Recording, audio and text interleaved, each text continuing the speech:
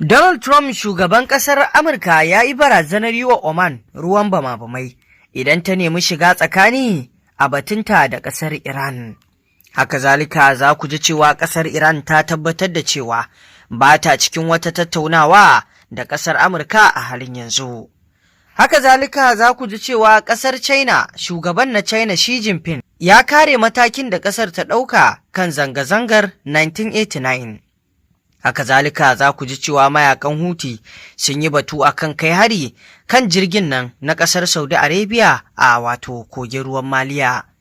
Masu saurare ku gyara zama domin jin waɗannan rahotannin labarai da muke tafa da su da ma wasu, kamar yadda muke kawo muku a kowace rana. Trump shugaban ƙasar Amurka ya yi barazanar yi wa ƙasar Oman ruwan bama-bamai idan ta nemi shiga tsakani a batunta da Iran. Shugaban Amurka Donald Trump ya yi barazanar kai wa Oman hare-hare na bama-bamai masu wato tsanani idan ƙasar ta tsoma baki ko wato ta kawo cikas ga Amurka a rikicin da take yi da Iran kan mashigan nan ta ruwan Hormuz. Trump ya yi wannan gargaɗi ne a wata tattaunawa ta wayar tarho da gidan talabijin na Fox News ranar Litinin. Barazanar ta zo ne yayin da ma'aikatar harkokin wajen Iran ta sanar da cewa ta cimma matsaya da Oman kan hanyar da jiragen ruwa za su bi wajen ratsa mashigar Hormuz. Oman ita ma wato ta bayyana cewa ta yi nazarin tattaunawar da kyakkyawar. Wani ɗan jaridar Fox News ya ce Trump ya bayyana wato cewa Amurka na da hanyar sadarwa kai tsaye da rundunar juyin juya halin musulunci ta Iran IRGC. Sai dai daga baya IRGC ta musanta cewa tana tattaunawa da Amurka. A gefe guda, jami'an Iran sun ce a ranar Litinin suna dab da wato kammala wata yarjejeniya da Amurka kan yadda jiragen ruwa za su rika bi ta mashigar Hormuz. Batun sake buɗe mashigar Hormuz na daga cikin manyan batutuwan da aka tattauna a cikin yarjejeniya tsakanin Amurka da kuma Iran. Sai dai ƙasar Iran ta bayyana cewa ba wata tattaunawa tsakaninta da Amurka. Rundunar juyin juya halin Iran na IRGC ta musanta cewa tana wata tattaunawa da ƙasar Amurka kamar yadda Trump ya magana.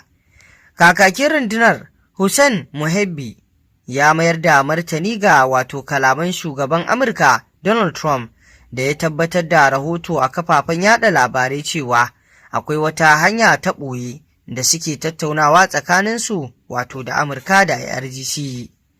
Muhebbi ya ce, wannan ƙarya ta wato Trump mafarki ce kawai da ya kamu da shi sakamakon wato rudu da mafarkai wato na shan kashi da rashin nasara a yakin. Brigadier Janar Muhebbi ya shaidawa kamfanin dillancin labaran Tasnim cewa Trump na amfani da irin waɗannan kalamai ne domin ƙoƙarin dakile wato hauhawar fara da makamashi a duniya na ɗan lokaci. Sai dai ya ce hanya ɗaya tilo da Trump ke da ita ce ya amince da shan kayi sannan ya aiwatar da sharuɗan da Iran ta gindaya masa. Wannan shine kaɗai hanyar da Trump zai iya wato samun wannan mafaka. Wannan al'amari dai ya jefa Trump cikin tsaka mai wuya kamar yadda Iran ke nunawa. A ɗaya rahoton kuwa shugaban ƙasar China ya kare matakin da wato ƙasar ta ɗauka kan zanga-zangar 1989. Shugaban ƙasar China Xi Jinping ya yaba da yadda jam'iyyar kwaminisanci mai mulki wato ta murƙushe zanga-zangar demokuraɗiyya a dandalin Tiananmen. Ba kasafai ake ambaton abubuwan da suka faru a shekarar 1989 ba a lokacin jawabi na cikar shekaru 100. Wato da haihuwar ɗaya daga cikin magabatan Jiang Zemin wanda ya jagoranci ƙasar China a wato farkon bunƙasar ta.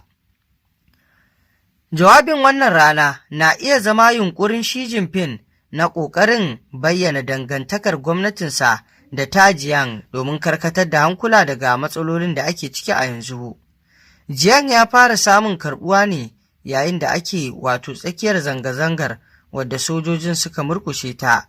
A wani lamarin siyasa mafi sarƙaƙiya a ƙasar ta China a wancan lokaci. A ɗaya rahoton kuwa mayakan Houthi sun ce sun kai wa jiragen ruwan Saudi Arabia hari a tekun Maliya. Ƙungiyar Houthi ta Yemen ta ce ta kai hari kan wani jirgin ruwan sojan wato Saudi Arabia da wasu jirage na ruwa wato guda 4 da ke masa rakiya a tekun Maliya. Kakakin rundunar sojan Houthi Yahaya Sari ya ce an kai harin ne da wato makamai masu linzami.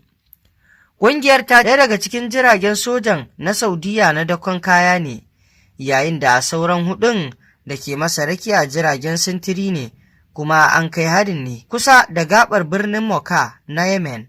Sai dai Saudiya bata fitar da martani ko ikirarin da wato mayakan Hutun suka yi ba akan wannan al'amari. A ɗaya rahoton kuwa makamin Rasha ya fashe kusa da iyakar Moldova ta Ukraine. Hukumomin Moldova sun ce wani makami mai linzami ya fashe a kusa da iyakar ƙasar da Ukraine. Rundunar sojin sama ta Ukraine ta ce ta gano wani makami mai linzami na Rasha da ya bi ta sararin samaniyar yankin Odessa, kafin daga bisani ya ɓace daga na'urorin bin diddiginsa. Wannan ba shi ne karan farko da makamai masu linzami suke faɗowa wato a ƙasashen da ke makwabtaka da Ukraine ba. A baya ma an zargi Rasha da tsoma baki a siyasar Moldova da kuma wato ƙoƙarin daƙile shirinta na shiga wato ƙungiyar tarayyar Turai EU. Waɗannan batutuwa dai kamar yadda kuka ji masu saurare su ne rahotannin da muka kama ku. Kamar yadda kuka ji dai babban jigon rahotannin kan kalaman nan na Donald Trump, inda ya ce zai iya yin ruwan bama-bamai ga wato ƙasar Oman idan har ta ce za ta shiga tsakaninta wato da ƙasar Iran.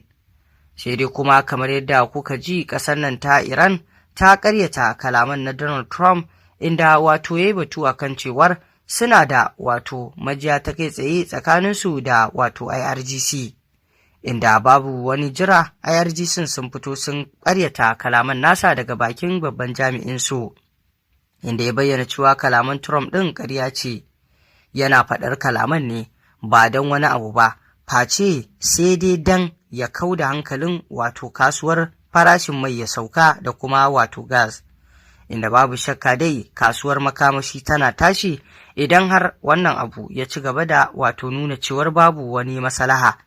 Amma Trump idan ya fito ya nuna cewa suna samun maslaha suna tattaunawa, sai kaga kasuwar ta yi ƙasa, wanda da haka yake amfani wajen rage farashi.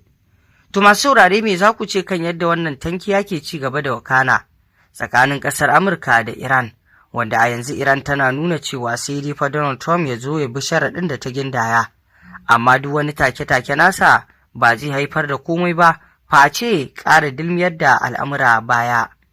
Muna so mu ji ra'ayinku kan haka, mun gode.